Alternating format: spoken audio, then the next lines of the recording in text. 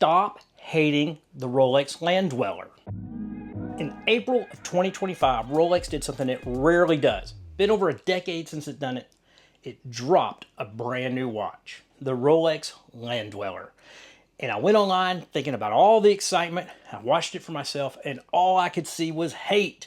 People hated the way it looked. They said it was just a plain three-hand Tissot PRX, nothing new or special here. They said it had an ugly dial. They just didn't like the honeycomb look. They called it honeycomb look of the dial. People said it was decades late getting to the game, and quite frankly, unoriginal. But most of all, the biggest complaint I heard time after time again was the name.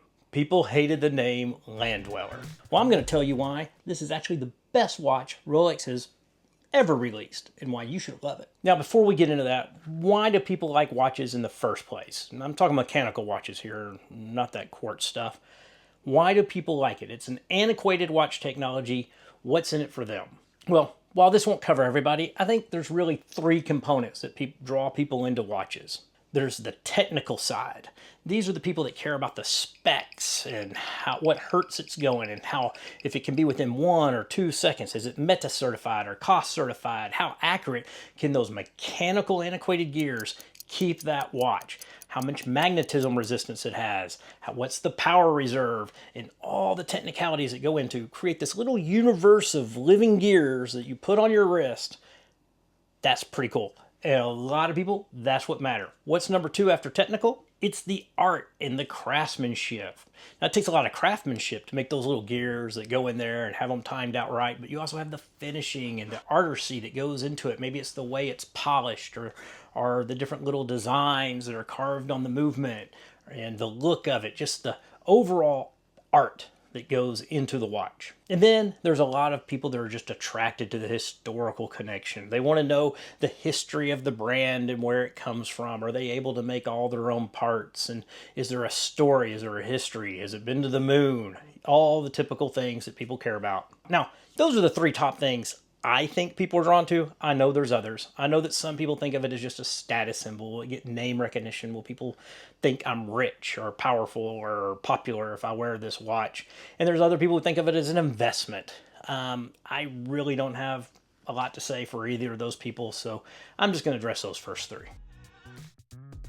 Now, the first complaint, that's just not original. It's just a clone of another watch. That's just not true. Now, keeping in mind that Rolex moves slowly like a glacier. It doesn't just come out with new looks and stuff every year. It makes small changes over time. But this watch was quite a big change. And a lot of people looked at it and they looked at the current lineup and they started comparing it to other current watches.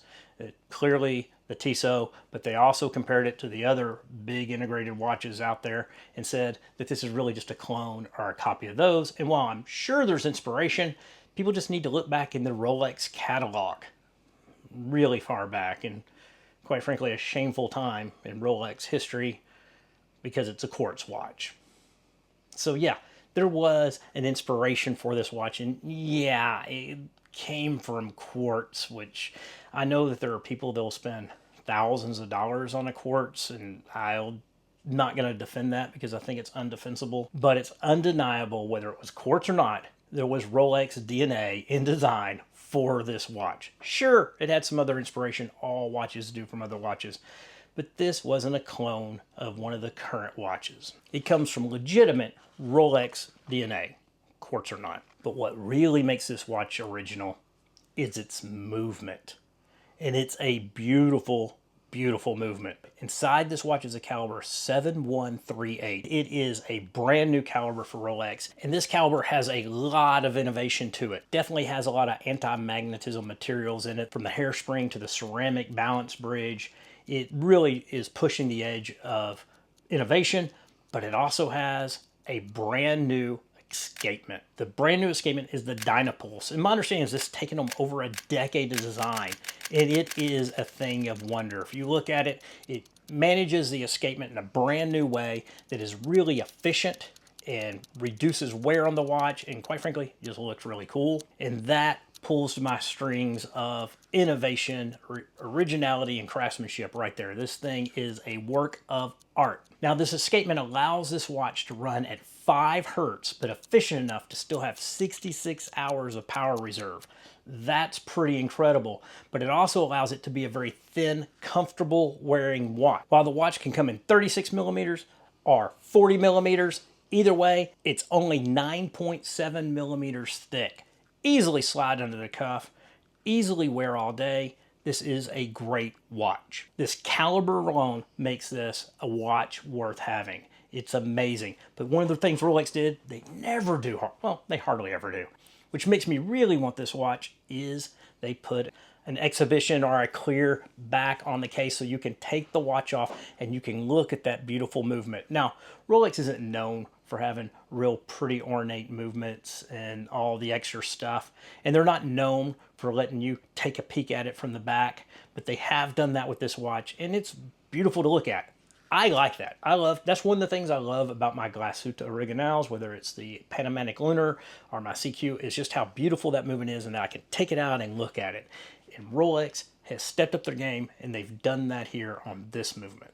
So this is definitely an original watch. It's definitely got innovation. It definitely has craftsmanship and art built into the watch. But man, some people look at that dial and say, that honeycomb dial is ugly. Now here I'm going to disagree. First I'm going to disagree. It's not a honeycomb dial. I see where they're getting it, but it's not a honeycomb dial. But it is a textured dial, and it does have a pattern.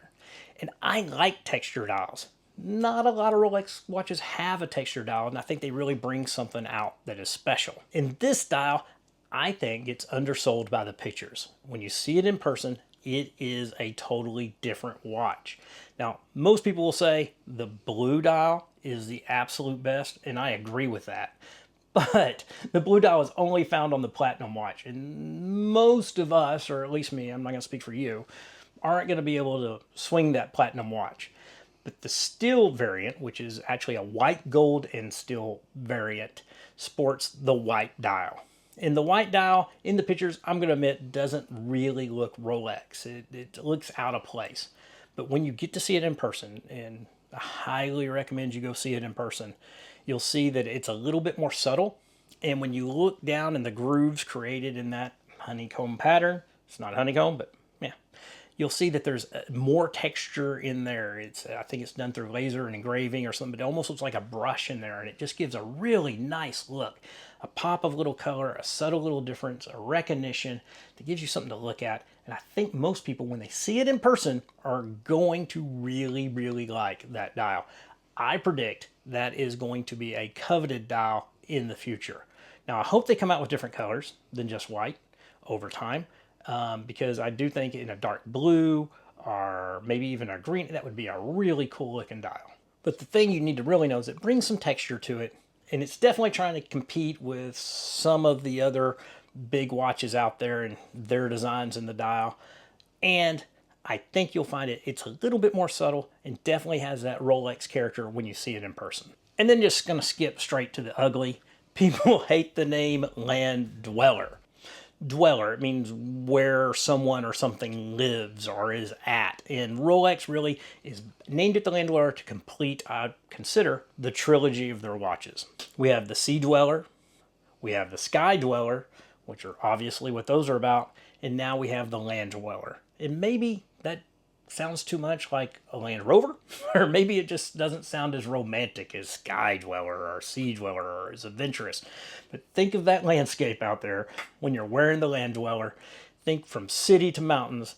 There's a lot to be said about us mere people that are on the land. And the name fits. It fits with the nomenclature of what Rolex has been doing and producing. It fits right in there. It's not a bad name, but here's the bigger point on that. Who cares? Most people don't even call Rolex by their names.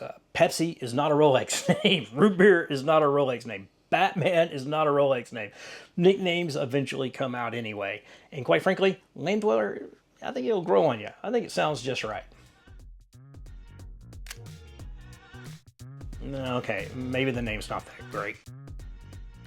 But the point of this entirely pointless, short little video is that this is a great watch. And I'm sure over time they're going to come out with different versions of it, and they may potentially add complications to it and other things that make it more enticing to more people.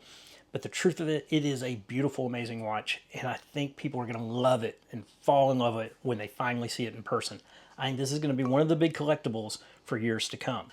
But none of that matters, because most of us, and I know there's a couple of you that are different, are never going to get this watch. Not at retail anyway. I talked to our local AD, and he said they haven't even seen one yet. I was able to see one when I was in Chicago, and I saw another one when I was in New York, but they're few and far between. So this is going to be a rare watch, and you're kind of lucky if you get to see one at all. Which brings me to something I want to talk about for just a moment. If you mind, I'm stepping out. I have something to say to Rolex. Rolex, it's just us right now. I just want to have a little bit of a word. One, thank you for watching the video, and feel free to subscribe.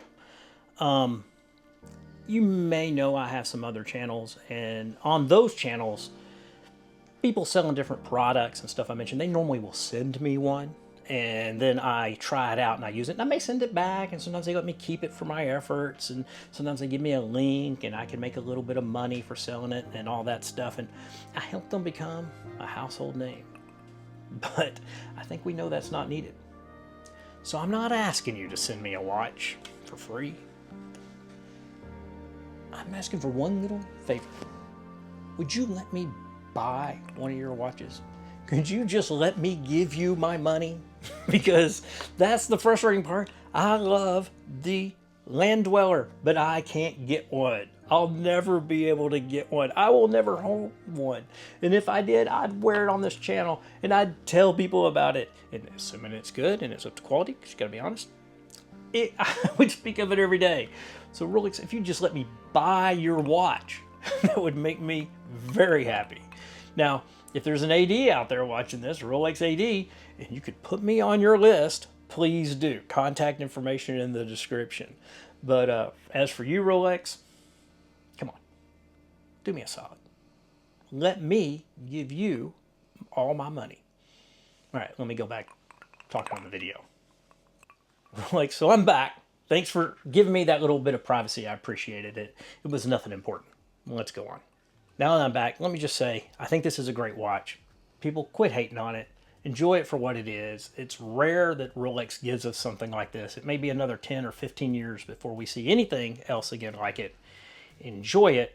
And if somebody has somehow actually got one onto their wrist and not just been able to see it out somewhere, let me know down below. I'd love to know how you're doing with that watch. And for me, it's one of the two Rolexes I really want. I want the GMT Master 2, there's no doubt about that. And I want the Land Dweller. Land, yeah, that name. Yeah. But it's great, folks. Kinda.